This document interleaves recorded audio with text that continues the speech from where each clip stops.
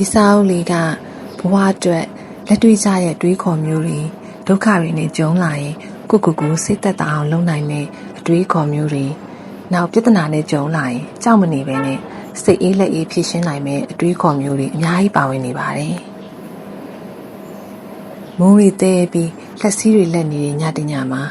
မိဘတွေသဘောမတူလို့ခိုးရလိုက်ပြေးလာတဲ့ဇုံတွဲတွေဟာဇရက်တစ်ခုကိုအရောက်မှာသူတို့ဘဝဘာတွေပြောင်းလဲသွားလဲပြီးတော့သူတို့ကိုခွဲဖို့လိုက်လာတဲ့သူတွေကရောသူတို့ကိုမိသွားမှာလားစားတဲ့သက်ထိတ်ရင်ဖို့အရေးသားမျိုးတွေကြောင့်ဖက်လို့ကောင်းတဲ့စာအုပ်လေးတစ်အုပ်ပါချစ်သူလက်သာစုပ်ကင်ထားရပါစေဘဝရဲ့ဒုက္ခဆိုတာအရန်ချိုတဲ့အေရင်ဥယျင်ထွက်တတိတလုံးမှာအဲ့ဒီတတိထဲမှာချစ်သူအပြုံးတွေပါတယ်ချစ်သူရဲတဲ့နေပါတယ်